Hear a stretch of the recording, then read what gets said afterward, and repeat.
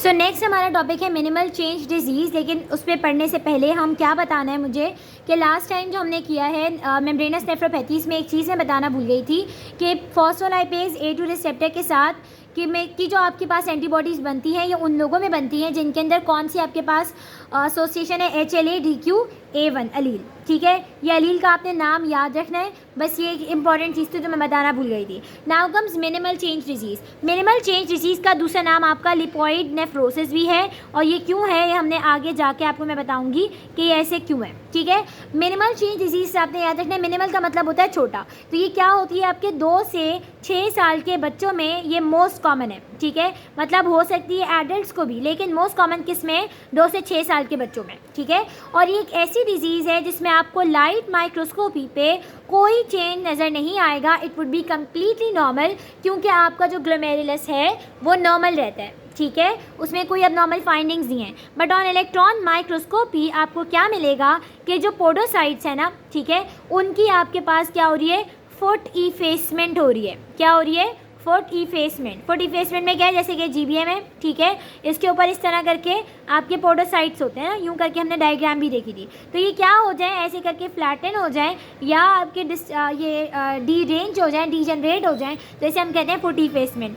तो minimal change disease का diagnosis आप कब बनाते हो, जब आप ग्लोमेरुलस देखते हो। ठीक है, उसमें ग्लोमेरुलस देखते हो, उसमें लाइट माइक्रोस्कोपी में कोई चेंजेस नहीं है, लेकिन इलेक्ट्रॉन माइक्रोस्कोपी में आपको फुट इफेसमेंट मिल रही है। और पेशेंट कैसे प्रेजेंट करेगा, विद हैवी प्रोटीनूरिया प्रेजेंट कर रहा है। मतलब आपको पूरा लग रहा है कि छोटा बच्चा है, प्रोटीनूरिया हो रहा है, तो इसके अंदर हम ये चेक कर लेते हैं कि कहीं फुट इफेसमेंट तो नहीं है, क्योंकि ये मिनिमल चेन डिजीज़ में हो सकती है। ठीक है, तो अब आ जाता है मिनिमल चेन डिजीज़ आपका, इसमें कॉज क्या है बेसिकली। ठीक, तो हम ये कह सकते हैं कि यहाँ पे कोई डिपॉजिट नहीं है किसी भी टाइप का ऑटो इम्यून, लेकिन फिर भी there is some association with the auto immune conditions. ठीक है, इम्यून मीडिएटेड हो सकता है। तो इसमें आपके पास क्या क्या हमारे पास फैक्टर्स मिलते हैं जो ये बता रहे हैं कि इम्यून हो सकता है। पहली बात ये कि ज़्यादातर मिनिमल चेन डिजीज़ के पेशेंट किस तरह प्रेजेंट करते हैं, आफ्टर रेस्पिरेटरी इन्फेक्शन, मतलब उनको कोई रेस्पिरेटरी इन्फेक्शन हो या फिर कोई प्रोफाइलैक्टिक इम्यूनाइजेशन हुई हो उनकी।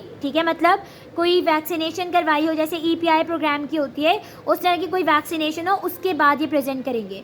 दूसरी चीज़ जो इस बात के फेवर में है कि हाँ ये इम्यून मीडिएटेड हो सकता है, ठीक है, ऑल्दो हमें मैकेनिज्म नहीं पता, वो क्या है कि ये इनका रिस्पॉन्स है, ठीक है, किसकी तरफ, कॉर्टिकोस्टेरॉइड थेरेपी का, वो एक्सेलेंट है। मतलब उसकी थेरेपी के साथ पेशेंट्स बिल्कुल ठीक हो जाते हैं, प्रोटीनोरिया भी ख़त्म हो जाता है और इफेसमेंट भी सेटल हो जाती है। ठीक, तीसरी चीज़ आपके पास क्या है, सर्टेन एटोपिक कंडीशन यानी एलर्जिक कंडीशंस के साथ इसका एसोसिएशन है, जैसे कि आपके पास राइनाइटिस है, चाहिए, जैसे आपके पास एक्जिमा है। ठीक है, इसके साथ इसका एसोसिएशन है।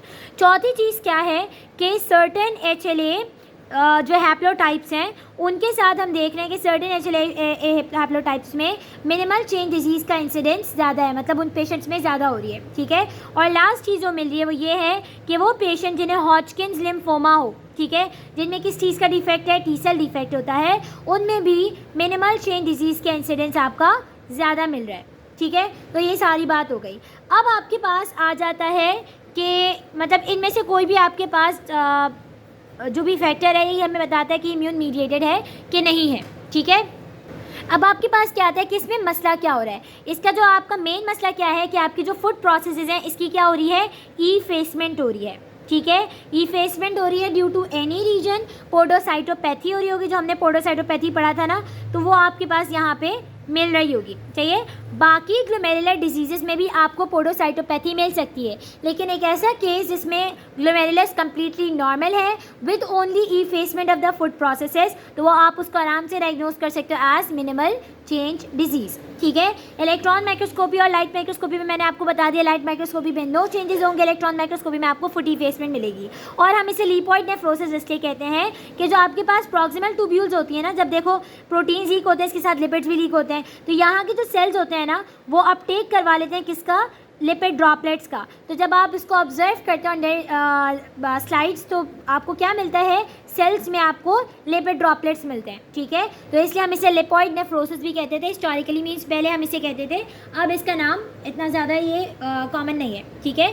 अब ये आ जाते हैं इसके क्लिनिकल फीचर्स, ठीक। क्लिनिकल फीचर्स में आपका क्या है कि पेशेंट किस तरह प्रेजेंट करेगा, ज़्यादातर अपर रेस्पिरेटरी इन्फेक्शन के बाद या प्रोफाइलेक्टिक इन्फेक्शन के बाद, छोटा बच्चा होगा, 2 to 6 ईयर्स की एज होगी, ठीक। और आपके पास कैसा प्रोटीनूरिया होगा, हाईली सिलेक्टिव, यानी सिर्फ और सिर्फ एल्ब्यूमिन आ रहे होंगे, चाहिए। अब ये पूछा जाता है कि भाई एल्ब्यूमिन किस तरह एस्केप करें, तो कभी कभार क्या होता है कि जो प्रोटीन्स यहाँ पे आ जाते हैं, ठीक है, तो सेल टू सेल ट्रांसपोर्ट के ज़रिए भी यूरिनरी स्पेस में आ सकते हैं प्रोटीन्स, या तो फिर जो पोडोसाइट आपके डिटैच हो गए, जगह से हट गए, उस स्पेस के ज़रिए भी जा सकते हैं, या फिर उनके दरमियान जो स्लिट डायफ्राम था, नॉर्मली जो फिल्ट्रेशन स्लिट के तौर पे काम कर रहा था, वो भी डिस्टर्ब हो जाता है इस इफेसमेंट की वजह से, तो वहाँ से भी ये लीक कर सकते हैं। तो लीकेज जिस तरीके से हो सकती है, ठीक है। क्लिनिकल फीचर्स में मैंने बता दिया आपको, सेलेक्टिव एल्ब्यूमिनूरिया होगा, ठीक है, और ये सारी चीज़ें होंगी, मतलब आफ्टर रेस्पिरेटरी इन्फेक्शन या प्रोफाइलेक्टिक वैक्सीनेशन, सही।